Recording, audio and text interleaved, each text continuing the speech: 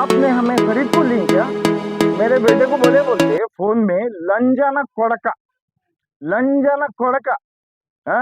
2 లక్షలు party fund లో ఇచ్చింది డబ్బులు పెట్టి మాట్లాడండి అని చెప్పినారు. 2 लाख रुपए जो मुझे पार्टी फंड दिए वो रख के बात करो बोले बोलते. क्यों भाई? इससे पहले 2000 ఈరోజు పత్రికా విలేకరులతో సమావేశం పెట్టిన మా పెద్దలందరికీ కూడా నేను నమస్కారం తెలియజేసుకుంటున్నాను. ఈరోజు ఏమంటే ముఖ్య ఉద్దేశం ఏమంటే నర్సింహులు వైస్ చైర్మన్ గారు మన చైర్మన్ అయిన బోయ శాంతమ్మను ఏకవచనంతో మాట్లాడుతున్నారు. ఇది ఎంతవరకు సమంజసమని నేను నర్సింహులు గారిని అడుగుతున్నాను. ఏమున్నా పాయింట్ ఆఫ్ వ్యూ బట్టి ఆయమ్మని ఎందుకు శాంతమ్మని గారు బోయ శాంతమ్మని మీరు పాయింట్ ఆఫ్ చేస్తున్నారు? అవినీతి అక్రమాలు చేసింది మీరండి నర్సింహులు గారు. అది మీరు తెలుసుకుని ఫస్ట్ ఇది మరుగుదొడ్లతోనేమి ఇంకోటైతేనేమి మీరు మొత్తం ఇవన్నీ చిట్టా ఉంది మా దగ్గర అవన్నీ రిలీజ్ చేస్తామండి మీకోసము. ఎప్పుడే కానీ ఒక ఆడబిడ్డని ఏకవచనంతో ఎందుకు మాట్లాడతారు మీరు? ఇది తెలుదా నరసింహ గారు? మీకు మీరు ఏం చేశారు తెలుదా? స్క్రాప్ అమ్మింది తెలుదా? మీరు అన్ని తెలుసు మొత్తం అన్నీ ఉన్నాయండి మీవి చిట్టాలు. కొద్దిగా మీరు మీరు నోటి దూరం తగ్గించుకుంటే బాగుంటుంది నరసింహులు గారు. ఇది ఇట్లే ఉంటే మేము కూడా పరిణామాలు తీరగా మీకు ముందు చర్యలు తీసుకోవాలని అనుకుంటున్నామండి. నా పేరు రంగస్వామి, బీజేపీ నాయకుడు. నమస్కారం. మన శ్రీలక్ష్మక్క ప్రెస్ మీట్ పెట్టడం జరిగింది 2 రోజుల క్రితం. ఆదోని అభివృద్ధి చేయాలి, మేము చూస్తామని ఆమె అడగడం జరిగింది. ఎమ్మెల్యే గారు వచ్చి 5 నెలలు అవుతుంది అంతే. ఈ 5 నెలల్లో ఆయన అభివృద్ధి చేయని అంటున్నారు. మళ్ళీ ఆయన రాగానే అదేమన్నా అభివృద్ధి కొనుక్కొని వచ్చి ఏమైనా కిట్టు కాదు తీసుకొని వచ్చి ఆదోనిలో పెట్టడానికి. ఇన్నేళ్ళుగా మీరున్నారు, మళ్ళీ ఏం అభివృద్ధి చేస్తున్నారు మీరు కూడా చూపించండి ప్రజల్ని ఆయన ఎలక్షన్ క్యాంపెయిన్లో కూడా అడిగినారు. అదొకటి. అలాగే కౌన్సిలర్ని రాజీనామా చేయకోకుండా తీసుకున్నారా, మీ ఇద్దరికి వదిలేస్తున్నట్టుంది. మళ్ళీ మీరు ఏ వార్డు మెంబర్ అని మీరు మమ్మల్ని ప్రశ్నిస్తున్నారు. మేమన్నా కౌన్సిలర్గా ఎంపికైనాం. గతంలో ఎంతమంది పార్టీలు మారినారు? టీడీపీ నుంచి వైసీపీలోకి వచ్చిన వాళ్ళు ఉన్నారు, కాంగ్రెస్ నుంచి వైసీపీకి వచ్చిన వాళ్ళు, వాళ్ళంతా ఇలాగే పార్టీలు మారినారా? వాళ్ళని అలాగే తీసుకుంటే ఈయన కూడా వీళ్ళని అలాగే తీసుకుంటారు. మీరు అసలు కౌన్సిలర్ గురించి మాట్లాడే అర్హత మీకు లేదని ఈ మీడియా ముఖ్యంగా నేను తెలియజేస్తున్నాను. నా పేరు పి చిన్న, 18వ వార్డు కౌన్సిలర్. అందరికీ మీడియా మిత్రులు అందరికీ నా ఒక నమస్కారము. సూటిగా నేను ఒకరిని అడగబోతా ఉన్నా, కానీ వాళ్ళ పేరు చెప్పను. వాళ్ళ పేరు చెప్పేంత హోదాగును కాదు వాళ్ళది. కాబట్టి మా ఎమ్మెల్యే గురించి, తర్వాత వచ్చి మా కౌన్సిలర్ల గురించి, బీజేపీ నాయకుల గురించి మాట్లాడుతూ పోతా ఉంది. కానీ ఆమెకి ఆ కిట్టు రాసిచ్చిన వాళ్ళు ఎవరో, ఆమెను చదవని చెప్పిన వాళ్ళు ఎవరో, అమ్మా వాళ్ళకి నువ్వు ఒకటే సూటిగా అడుగు. గతంలో 2018లో కౌన్సిలర్ని ఎవరెవరు ఏం తీసుకున్నారో, అదే ఎక్స్ఎమ్మెల్యే సాయి ప్రసాద్ రెడ్డిని మీరు అడగండి, చెప్తాడు ఆయన. మీకు తెలుగు అన్న విశేషాలను నువ్వు మీడియా ముందుకు వచ్చి మాట్లాడుతూ ఉంటే ఆదోని ప్రజలేం తిక్కోలు కాదు, అందరు చూశారు. కాబట్టి మీ వార్డు, అదే రాయనగర్ వార్డు ప్రజలే ఈ విధంగా నువ్వు మాట్లాడిన మాటలు చూస్తా ఉంటే వాళ్ళు నొగుతా ఉన్నారు. ఈమె నీ పేరు చెప్పడానికి కూడా నాకు ఇష్టం లేదు. కానీ నేను ఒకటే నీకు సూటిగా చెప్పబోతా ఉన్నాను.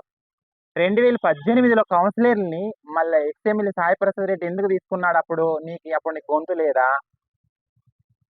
ఆ రోజు రాజీనామా చేసుకున్నట్లా రాజీనామా చేయించి తీసుకోవాలి ఉంటారు మీరు.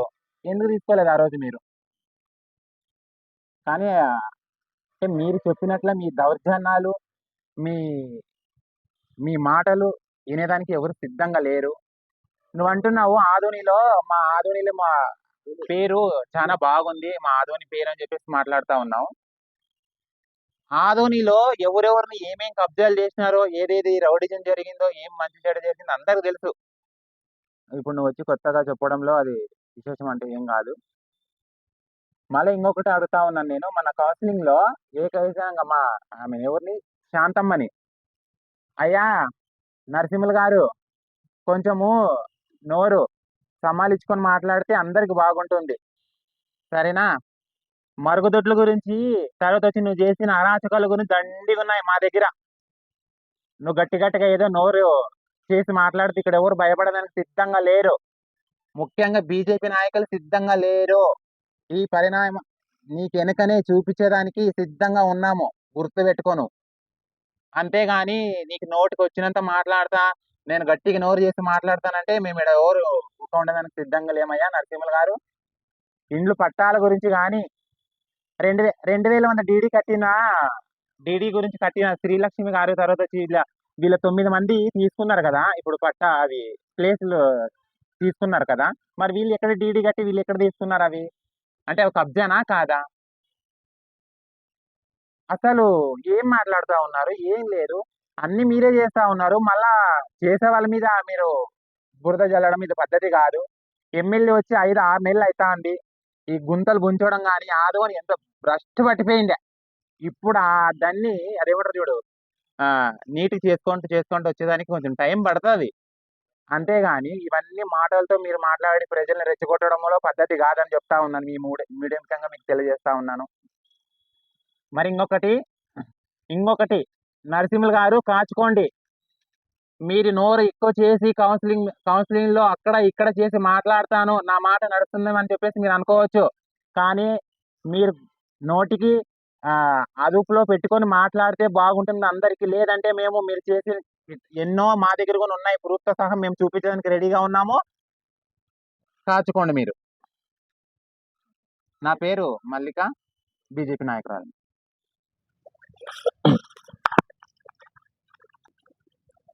ఈరోజు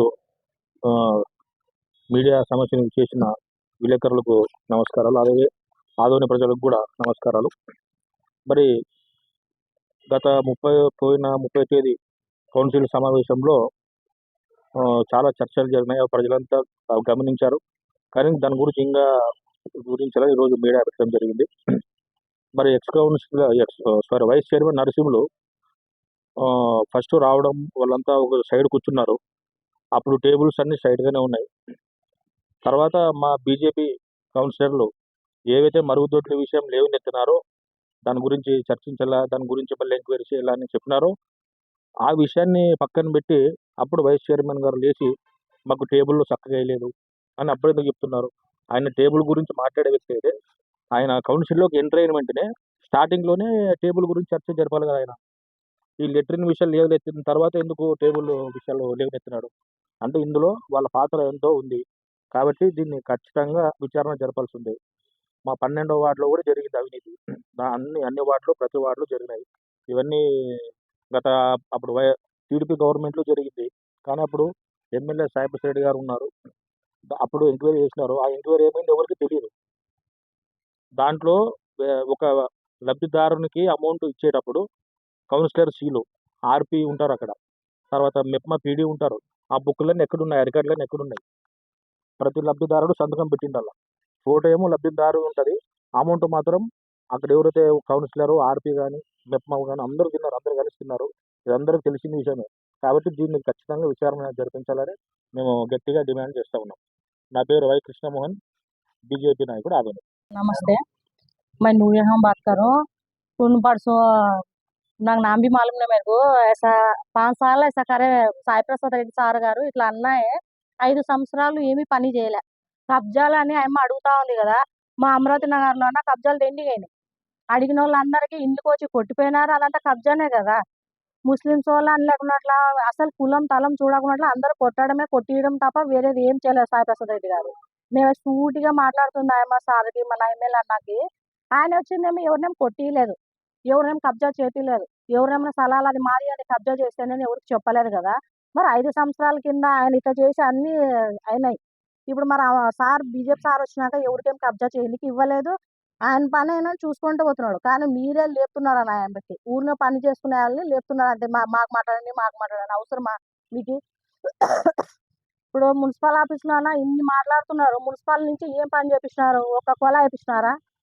ఒకటి రోడ్ ఏపించినారా? ఒక కాలువ ఏపించినారా? ఏది ఏపించినారు చెప్పండి? లాస్ట్‌కి హాస్పిటల్‌కి వెళితే పెద్ద హాస్పిటల్ వెళ్ళినా కూడా ఆడ వాళ్ళ ఏరియా వాళ్ళు ఫోన్ చేసి చెప్తేనే చూసినారు కానీ మిగతా వాళ్ళు ఎవరు చూడలేరు. మా ఇట్లోళ్ళు బీదోళ్ళు పోయి హాస్పిటల్‌కి పోతే సాయి ప్రసాద్ రెడ్డో, ఎర్సామో ఫోన్ చేస్తేనే చూసినారు. మా అమరావతి తరపు నుంచి అయితే నేను మాట్లాడుతున్నాను.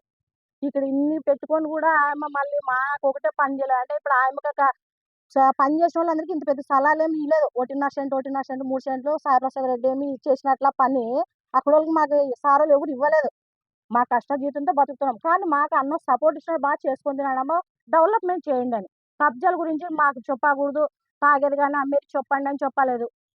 ఇప్పుడైతే ఎవరికేం మా బీజేపీ వాళ్ళు కానీ టీడీపీ వాళ్ళు ఎవరికి అమ్మనికి ఇవ్వడం లేదు. వాళ్ళైతే అమ్ముకొని తిండ్రు. వైఎస్ఆర్ గవర్నమెంట్ ఉన్నప్పుడు అందరూ కబ్జాలు చేసిన వాళ్ళే, అందరూ క్వార్టర్లు అమ్మిన వాళ్ళే, అందరూ ఇది చేసిన వాళ్ళే. మేము అట్లా చేయనీకి ఇయ్యలే కదా BJP sir.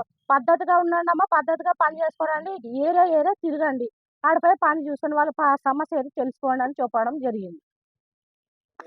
Nurjahan sir, Amaravati Nagar sir. अस्सलाम वालेकुम रहमतुल्लाहि व बरकातहू। मैं जो बीजेपी में शामिल हुआ पार्टी में तो शामिल होने की वजह से ये कारण क्या है बोले तो मोहल्ले में कुछ काम नहीं हुआ। मैं जीत के जो है इतने साल हुआ, 3 साल हुआ, मैं जीत के 3 साल होने के बाद भी कुछ भी काम नहीं हुआ मोहल्ले में। और हमारे को जो उन्होंने वादा किए, जो काम जो कड़बा गड़बा में जो अमाउंट पास हुआ मोहल्ले में, जो मैं काम करने के वास्ते जो है इसलिए मैं बीजेपी में शामिल हुआ, तो मेरे को काम नहीं किए, कुछ भी काम नहीं किए। एक्स एमएलए साई प्रसाद रेड्डी साहब कुछ भी काम नहीं किए। मनोज रेड्डी साहब से बहुत बार शिकायत किया मैंने, काम करो, ऐसा काम करो, कुछ भी काम नहीं किए। अरे भाई, हमारे को जो काउंसलर बनाए किस लिए? वो लोग काम करने के लिए, पब्लिक को जो है हमें सेवा करने के लिए। रोड सही नहीं है, नाले सही नहीं है।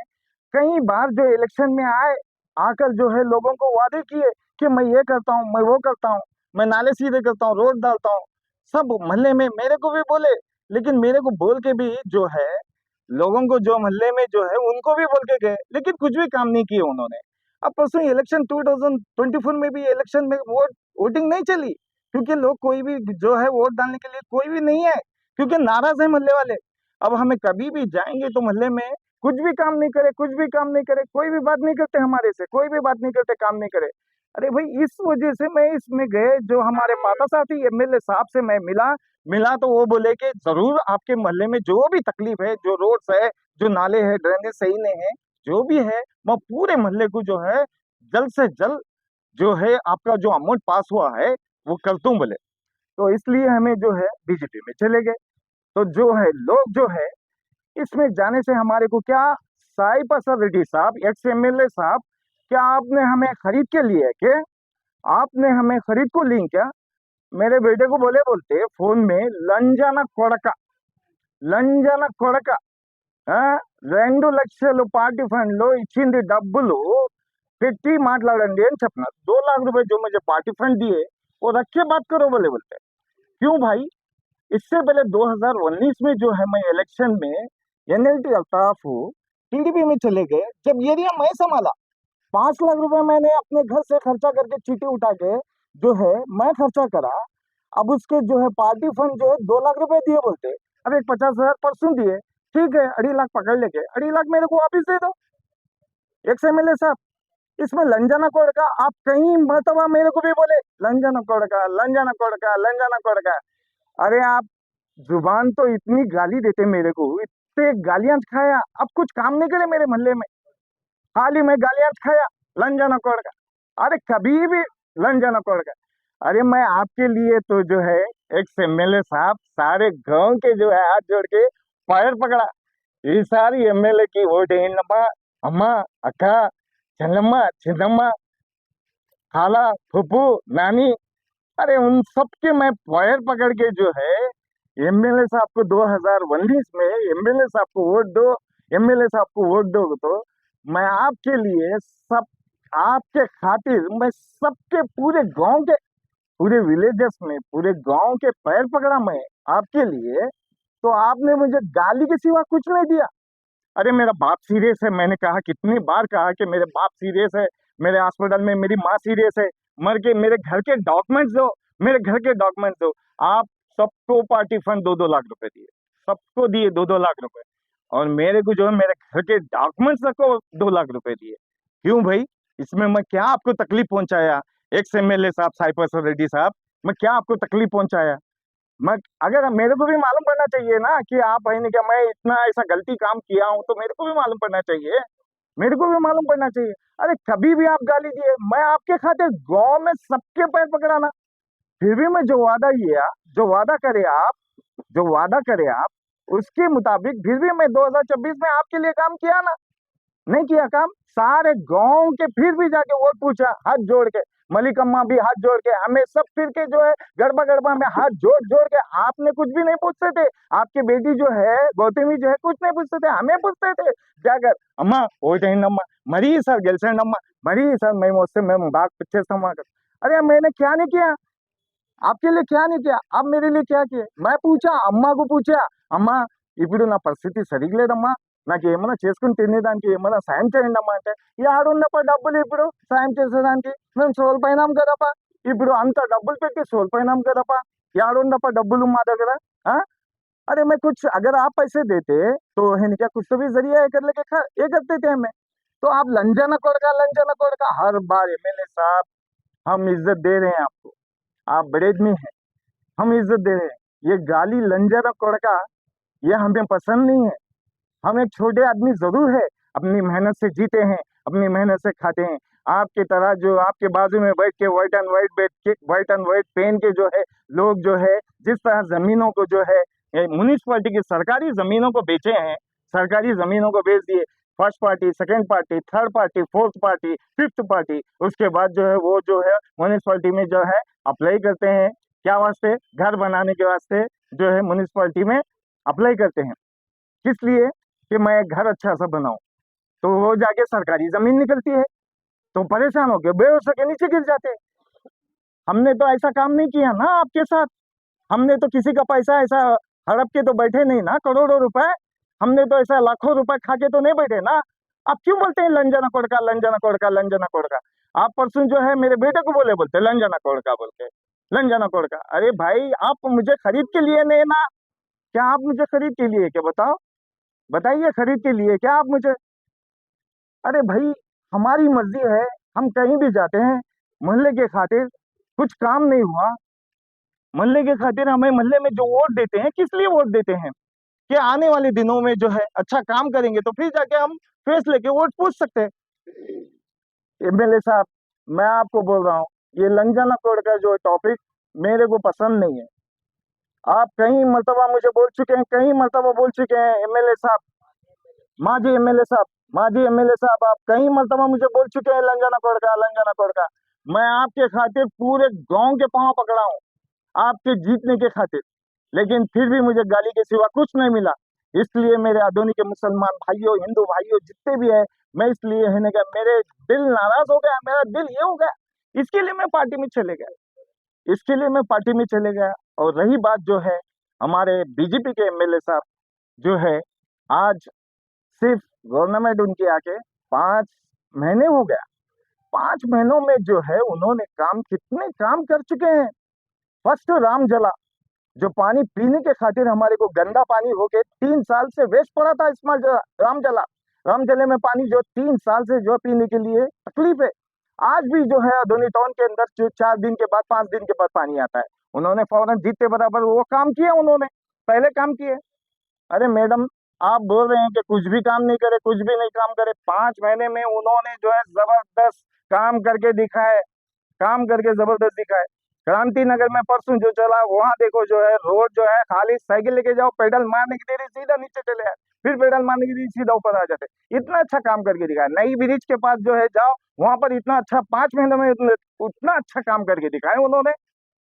अरे आप बोलते हैं कि काम नहीं कर रहे, काम नहीं कर रहे, अरे इतना अच्छा काम कर रहे हैं, आपको अल्लाह ने आंखें दिया है ना, आप देखो जाकर, उसके बाद देख के बोलो कि काम करे या नहीं करे, देख के बोलो काम, इतना अच्छा वो काम कर रहे हैं 5 महीने में। अभी जो एमएलए साहब को जो है हमारे सीएम चंद्रबाबू नायडू साहब जो परसों जो है जो बारिश की वजह से जो है कितना नुकसान हुआ, बहुत नुकसान हुआ।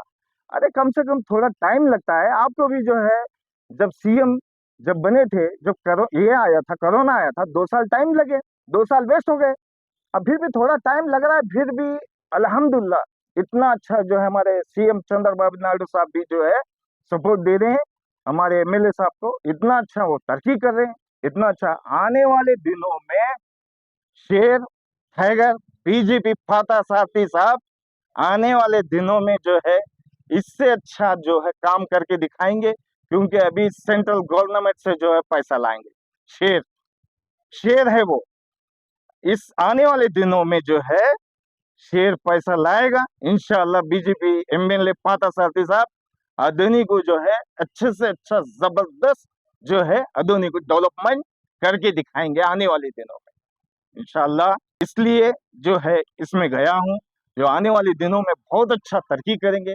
अरे उनका नाम पाता सारथी नहीं है, वो उनका नाम कौन कहते हैं कि उनका नाम पाता सारथी है?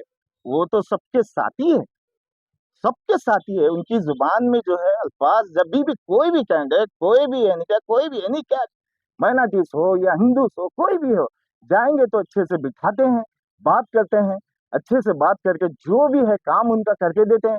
परसों एक गरीब आदमी को लेके गया, अपने बाजू में बिठा के वो काम करके दिए। उससे पहले एक काम को लेके गया, गरीब आदमी को बिठा के लेके काम करके दिए।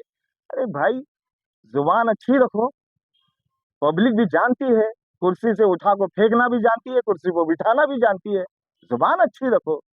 एक एमएलए साहब, जुबान अच्छी रही तो आगे आप मिनिस्टर भी बनते थे, आप मिनिस्टर भी बनते थे। एमएलए साहब, एक्स एमएलए साहब, आप जुबान अच्छी रखो, किसी को गाली मत दो, काम करके दिखाओ। शेर काम कर रहा है, 5 महीने में इतनी अच्छी तरक्की कर रहा है।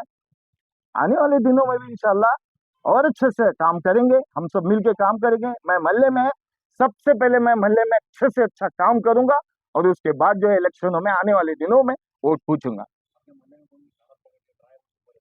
हाँ, वो मोहल्ले में जो है मेरे को कि बीजेपी पार्टी में क्यों गए बोल के जो है कॉलर उन्होंने पकड़ने के लिए आए, तो मैं बोला मेरी मर्जी है, कोई खरीद के नहीं लिया, मैं अपनी मर्जी से गया हूँ और अपनी मेहनत से जो है मैं जो अपनी मेहनत से सीट लाया हूँ। काउंसलर की सीट मेरी मेहनत से दिए हैं उन्होंने, मेरी मेहनत जो है, मैं सारे गांव के पैर पकड़ा तो उन्होंने वादा किए थे मेरे को सीट दे दूं बोल के, उसी हिसाब से मैं अपनी सीट ला लिया हूँ। तो कोई मुझे कुछ जिताए नहीं, हम बाप बच्चे, अपनी फैमिली, अपने मोहल्ले वाले बच्चे, जो मोहल्ले वाले जो है बाग के, सब मिल के जो है उन्होंने मेहनत करे हैं, उन्होंने मेहनत मेरे साथ फिर के जो है कैनवसिंग करे। कोई भी मेरे को जिताया नहीं, मैं किसे पूछ को जाऊं, किसी भी पूछने की जाने की जरूरत नहीं है।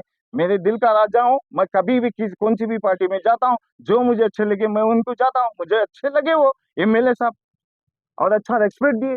मुझे मोहल्ले से मतलब है, मोहल्ले में कुछ काम नहीं हुआ, इसके लिए मैं मोहल्ले में जो है काम करके दिखाता हूँ। उन्होंने वादा किए हैं कि मैं काम करके दिखाता हूँ इंशाल्लाह, इसलिए जो है मैं बीजेपी पार्टी में शामिल हुआ।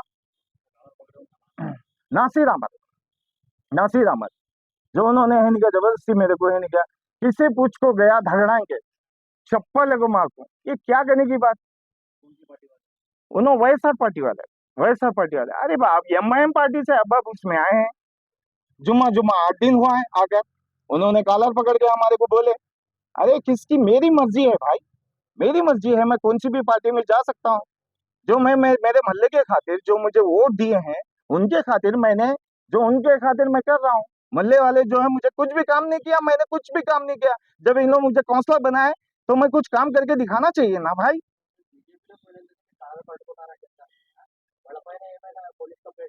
నేను పోలీస్ కంప్లైంట్ ఇయ్యాలంటే జైల్లో ఒక మేము అన్న తమ్ముళ్ళగా అందరూ కలిసి ఉన్నాం, हमें सब मिलके है। ये लड़ाइयाँ जो है कॉलर पकड़ लिए, मैं जाके कभी भी जाके मैं कंप्लेंट कर सकता था उसके नाम पर। मैं ऐसा इंसान नहीं हूँ, मैं ऐसा इंसान नहीं हूँ कि मैं ऐसा इंसान नहीं हूँ। अरे भाई, मोहल्ले में उजाला उठे तो हम उनकी सूरत देखते हैं, मैं उनकी सूरत देखता हूँ। मैं इस हिसाब से मुझे मोहल्ले से काम होना चाहिए, मुझे लड़ाई झगड़ा पसंद नहीं है। मैं मोहल्ले के खातिर अपनी जान भी दे दूंगा, सबसे खातिर सबसे पहले गोली सीने पे मोहल्ले के खातिर मैं लूंगा, मैं छोड़ूंगा कुछ प्रॉब्लम आया। इसलिए मैं खामोश बैठा। अगर नेक्स्ट कोई भी अगर मेरे को है नहीं क्या, अगर धमकी देके, कोई भी मुझे वार्निंग देके, अगर मेरे को कुछ भी कॉलर गिलर पकड़े, कुछ भी करे, तो मैं सीधा जाके उसके ऊपर कंप्लेंट लिखाऊंगा। नेक्स्ट एक बार मैं वार्निंग दे चुका हूँ, अब अगर नेक्स्ट आने वाले दिनों में कोई भी अगर मेरे को कॉलर पकड़े, कुछ भी करे, तो मैं एमएलए साहब से शिकायत भी किया तो फौरन कंप्लेंट करो गए उन्होंने। तो इसलिए मैं आने वाले दिनों में अगर मैं कुछ भी मेरे पर कुछ भी अगर खड़ी हुई, अगर कुछ भी मेरे को कॉलर पकड़े, तो मैं सीधा जो है कंप्लेंट दूंगा उनके ऊपर। मेरा नाम जो है Muslim minority BJP leader Khalil Ahmed, Avanapet, Kurnool district, अदोनी।